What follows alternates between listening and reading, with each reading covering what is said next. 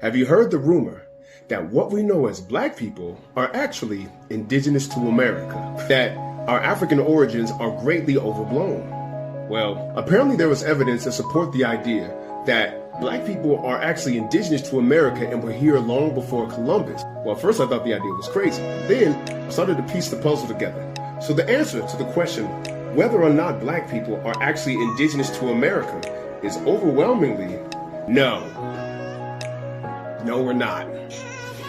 Damn you, internet. Okay, we're an African people, and it's okay. Here's how the narrative supposedly plays out. Black people were here, and when the colonizers came, the adults were killed off, and the children were taken to plantations where they were cut off from their heritage and thus their native ways. Well, there's a couple of problems with that story. What people don't realize is that this was already tried in a little thing called Native American boarding school. This is why it pays to know someone else's history than your own. In the mid to late 1800s, after massacres orphaned an entire generation of Native American children, the Catholics and the Jesuits actually started these Native American boarding schools, where they were taken from their native lands and cut off from their culture. Their hair was cut and they were beaten from speaking their indigenous tongue, and Christianity was force-fed down their throats to suit the will of the Catholics. This policy was known as kill the Indian, save the man, meaning save the Native American body, but just rip out their souls. But guess what? Over time, they resiliently regained their own identity, their culture, their language, and their history. In other words, when it comes to divorcing them from their actual identities, the boarding schools fail. And then you have to wonder, who brings a bunch of kids to the plantation to work it? All that heavy cotton to pick. And that's like enslaving me in my own neighborhood. Come on, man, I know exactly what a holly is. I'm leaving this plantation. How did you all of a sudden forget the terrain if you were indigenous to this territory? Just a little thought. When I visited the Pine Ridge Reservation, I actually got to see one of these Native American boarding schools, known as the Chief Red Cloud Indian School. Then I went to visit the actual site of the Wounded Knee Massacre. The energy of that place is unique to say the least. Like, how many black folks have actually stepped foot on a reservation? How many of us actually know a Native American? How many of y'all got a Native American in y'all phone? For too many of us, Native Americans are just an idea and a concept. And then this allows us to craft our own narrative about who they are and who we are. That's right. But wait a minute, what about all the Indian blood that I have in my family? Well, most black Americans actually have very little indigenous blood, even less than the average white American. Remember in Hidden Colors when Tariq Nasheed talked about the concept of the $2 Indian, that these whites would just be grifters on Native American claims to land so that they could own some property? Well, a lot of black mixed people did the exact same thing. It's just a survival decision. And when y'all get that DNA test, you end up disappointed like, oh, what about all my Choctaw? But was there a black presence, an African presence in pre-colonial America? Well, the evidence points to overwhelmingly, yes.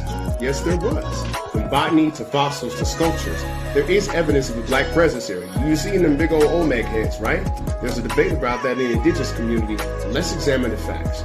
We know that not only were there likely Africans in Native America, but there were Native Americans in Africa. John Anthony West, author of Serpent in the Sky, actually wrote about Mayan writings being found in Egyptian temples that are off limits to tourists, and that the elders there have been keeping it secret for quite a long time. We also find cocaine and tobacco in the mummies of the ancient pharaohs. These are New World plants. How did they get all the way to Northeast Africa? Even Columbus and his son have eyewitness accounts of seeing black people that look different than the indigenous people that we normally recognize here in the New World. There's even evidence that the Moors ventured here in the year 1311 under the rulership of Mansa Abu Bakari. So, just because there were possibly Moroccans here and Nubians and Egyptians here, does that necessarily mean that they're Native Americans? No. Just means that if they sailed here, they just got here before white folks. Who would have thought black and brown folks could build boats that could cross the ocean before Europe even had its renaissance? Then people said to me, well, explain those black-looking Indians in California. That's a great question. I mean, after all, they're all the way on the West Coast, super far from Africa. Here's a question. Could black-looking people have come here not from the Atlantic, but from the Pacific? Notice that Oceania and the Polynesian Islands have black-looking people on them. In fact, they can trace their origins to Africa, but they have a slightly different admixture due to the evolutionary mixture with the Denisova people. In other words, If these folks made it out to those islands, they had to be expert navigators. Consider that it's 9,000 miles from the east coast of Somalia on over to Fiji, and only 4,800 miles from Fiji to Los Angeles. Could they have made that trip? Well, why wouldn't they have? After all, what would stop them from going all the way to the other side of the world if they made it that far from the mainland of Africa anyway? So there were likely small populations of black-looking people here before Columbus. Does that make them our ancestors? Likely not. How do we know? Well, the genetics don't match up. Genes, y'all. The black folks from Oceania often fall into haplogroups C1b2a and K2b1. Black Americans normally share the haplogroup E1b1a and EB3. You know who else has these haplogroups? West Africans. So in fact, if we're not from Africa, you gotta start explaining, where did all of Africa's missing children go? Where did all those people disappear to off of the coast? You gotta explain Europe's investments in boats, shackles, and labor to actually capture these Africans. You gotta explain the 40-plus slave castles off the west coast of Africa. I mean, did Europeans just capture the Africans and drop them off in the middle of the ocean? Does that sound like a profitable enterprise to you? You see, here's the thing. Say what you want about Europeans, but they kept notes. Capitalism make you keep receipts, y'all.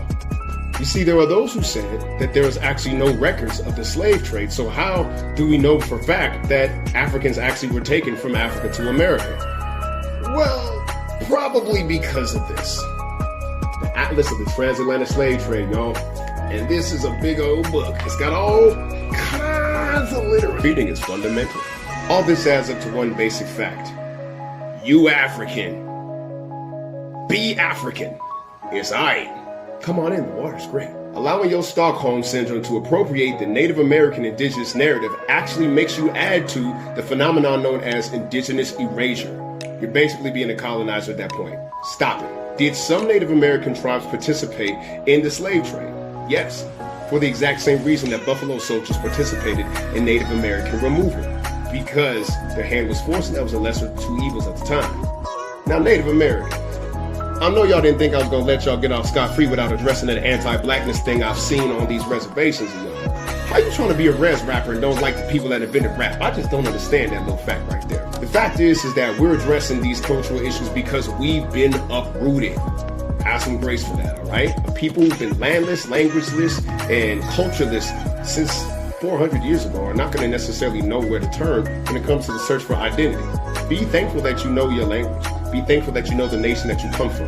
That's a luxury that we simply don't have. People that have been uprooted from their homes are going to be looking for identity everywhere. The point is that just because you're a person of color doesn't mean that you can't accidentally appropriate somebody else's culture in the pursuit to find yourself. Let's respect each other's cultural boundaries and show love for the original people of this nation. Black folks, it's all right to be African. Your culture's rich and beautiful. Own it. Let's be that together, right? Until next time, my name is Theo E.J. Wilson. Like, follow, and share. Or drop some ducats in the bucket on Patreon. I'll talk to y'all later. Share this video out if you agree with the message. Holla back.